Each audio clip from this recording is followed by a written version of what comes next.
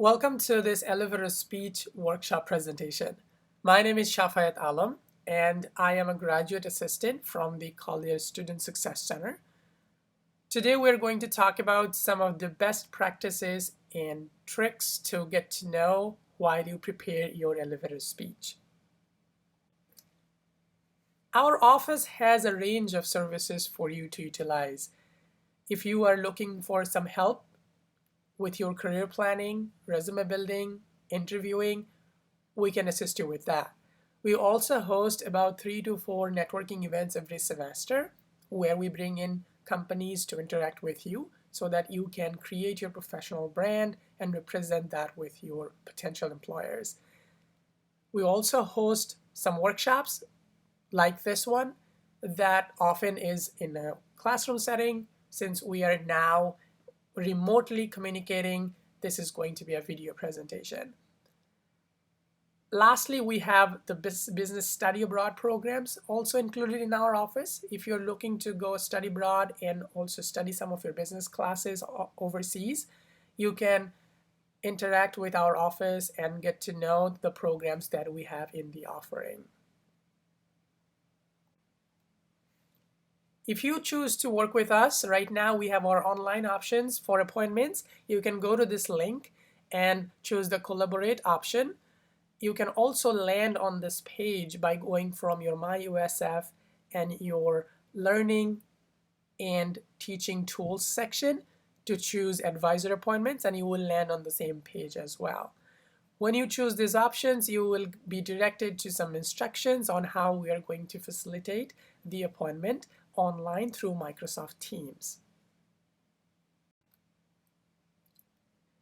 When you learn about the appointments, there are multiple reasons you can utilize the appointments, and we have a good opportunity for you to talk about your resume. If you have started on a resume, we can work through and make it a final product.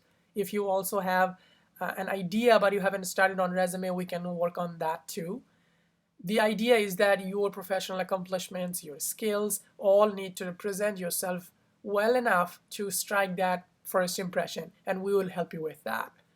Second is internship or job search. Many of you are in a situation where you need an internship to graduate, or you are looking for some real world experience but don't know how to go about it. Or if you have a potential job that you want to apply for but don't know how you're going to write your professional documents for that, we are here to help you with that as well.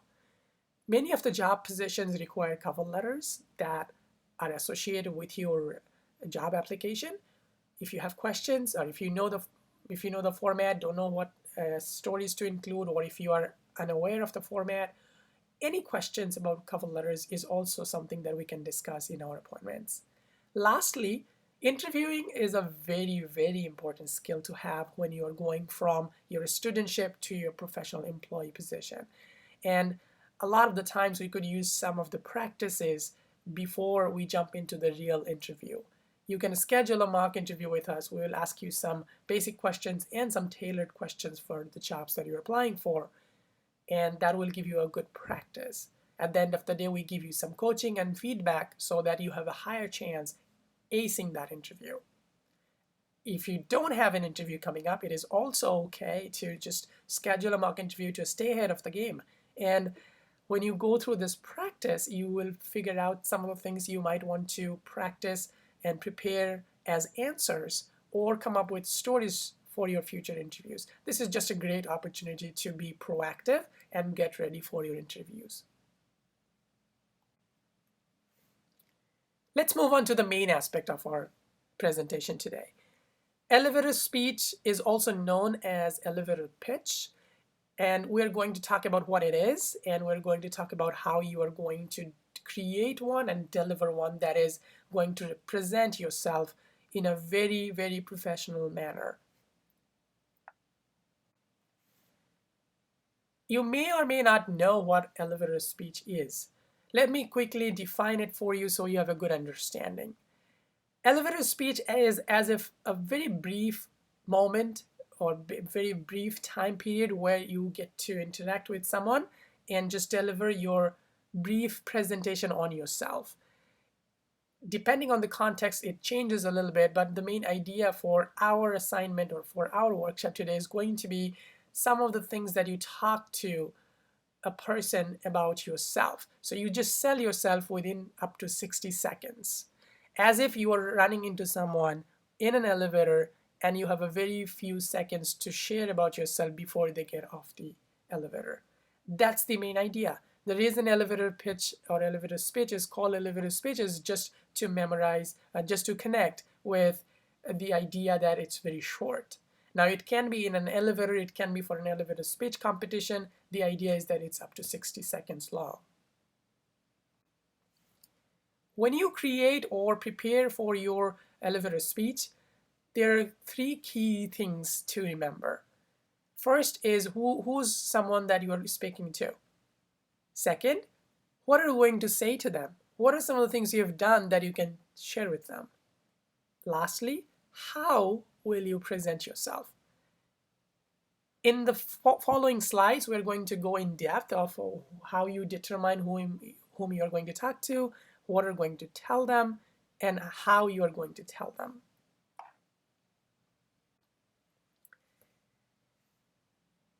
Getting to know who is going to listen to you, who you're going to talk to, is very important. You get to set the stage by choosing someone who can help you with your dream position. Few of the things you can ask yourself is, what are some of the goals you have set for yourself? Or where do you want to see yourself? What are some of your long-term goals? Who do you need to speak to if you want to get there? If you are going for an internship, you may be interacting with a recruiter or an employer at an employment fair, and your 30-second, 60-second pitch is going to be based on how you are going to impress them to get to that internship. For instance, if you have a dream company you want to work for, and you can create your elevator speech for somebody who may be an executive of that position, you want to impress them. So depending on whom you are going to talk to, you get to prepare your speech that way. And when you decide on someone who is going to be your listener, it just allows you to be creative, and remember that this could be anybody. This doesn't have to be employer-based. It could be somebody whom you are just going to share some information and impress them with some information about yourself. When you have already chosen somebody that you're going to talk to, this is the moment when you sit down and think about some of your greatest achievements, your biggest strengths, or perhaps some of the things that makes you unique. Remember to ask yourself, what makes you the person you are? What are some of the things you're very proud of?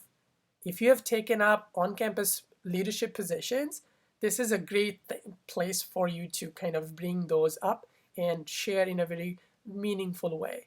If you are a president of an organization, share some of the things you have achieved as a president of that organization. If you have done an internship in the past and you want to move forward with a full-time position, this is a great place to talk about some of the skills that you have developed in that internship. Maybe some of your personal stories that is very unique to you and that has developed or shaped you as the person you are today. Many people bring up their cultural stories, family stories, and any other personal stories that gives a little bit of context and also creates excitement for the listener. That gives you the chance to keep them engaged with your unique information. While we are on the same concept of what you can share with them, this is a good moment for you to reflect on your history, background, some of the skill sets, some of your accomplishments, and your goals. This is the script of your speech. This is what your listener is going to hear from you. And if you do a good job in tying all this together, some of the things you have done, some of the things you want to do, and some of the things you want to do for that person or with that person is meaningful as a speech. And remember that your goal and your skill set need to be parallel and connected so that your speech is very consistent. The last part you need to be very careful about is how you are going to present yourself. When it comes to speeches, there are multiple things that needs to go right to make sure that a speech is acceptable or excellent or effective or fantastic, whatever adjective you want to use. Just the idea is that to make a successful speech, you need to make that as compelling and acceptable and natural as much as you can. When someone's listening to you, it's not just going to be a quickly delivered memorized script. It needs to come off as natural.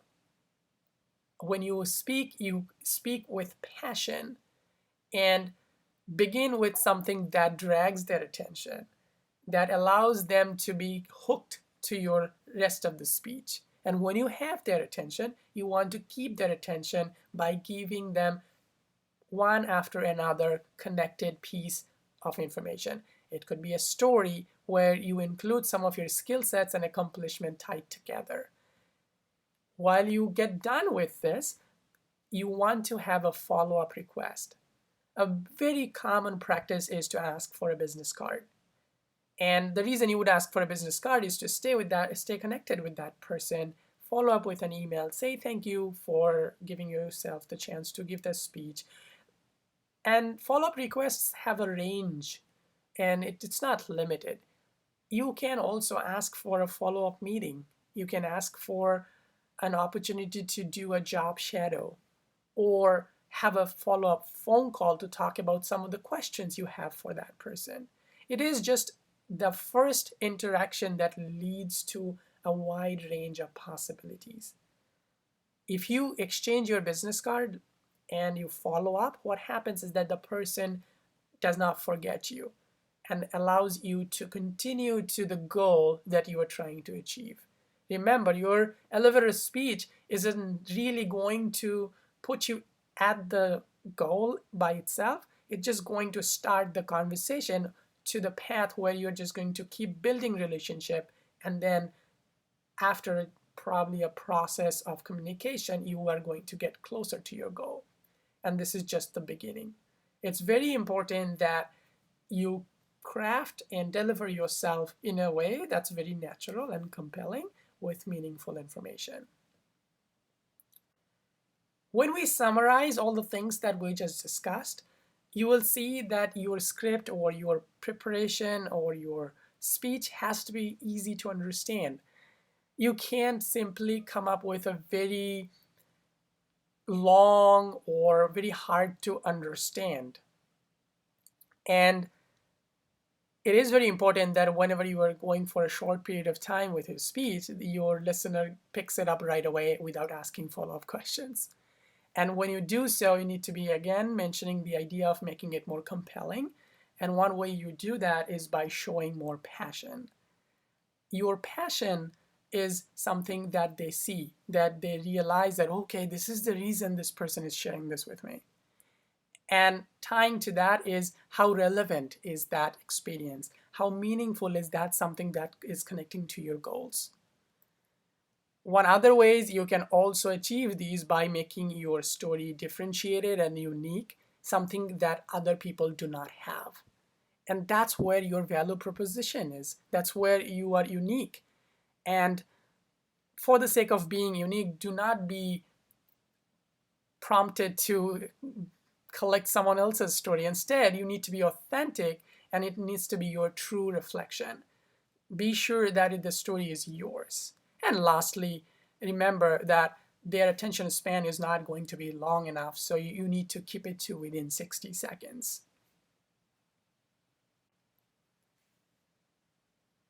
Regardless to how well you put together your speech, if you don't practice, it's not going to be easy to deliver. And this is something that we need to give ourselves enough time to practice and possibly ask for feedback on how we're doing.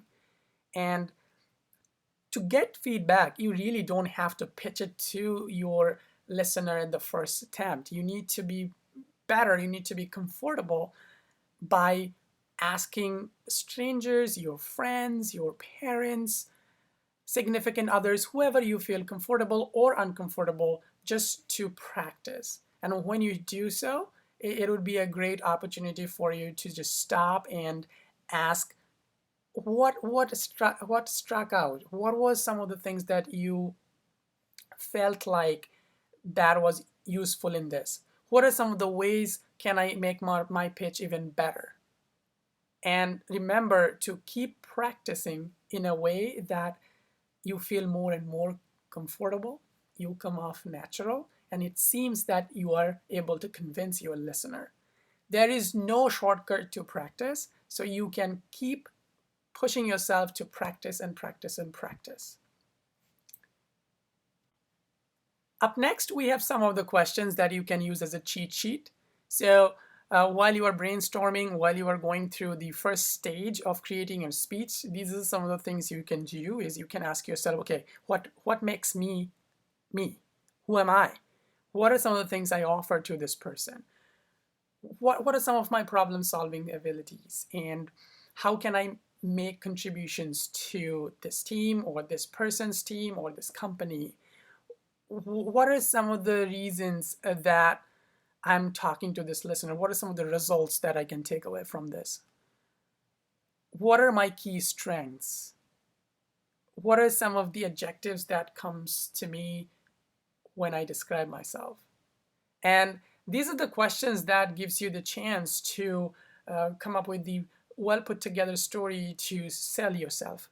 And when you try to sell yourself is that the other people are just getting to know you, and they're getting to know you in a way that they have a meaning or interest for you to put you in a company or an industry. These are some of the questions you can have on the side while you are brainstorming or while you are writing it up.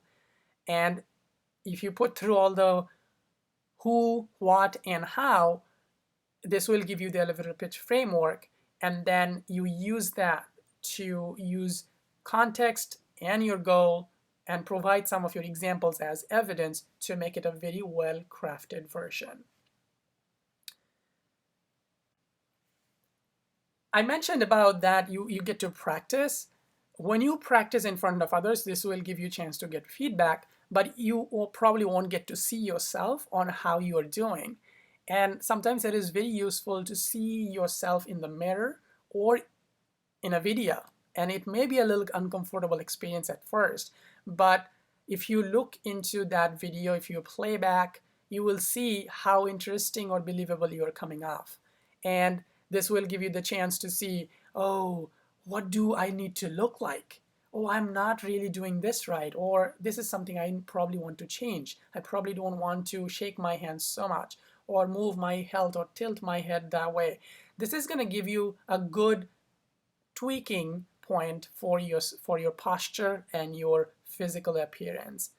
Be sure to be relaxed and come off natural to get comfortable. And until you do that, you can keep practicing and see yourself in the video. To give you a clear example of what an elevator pitch might look like, we have one example for you.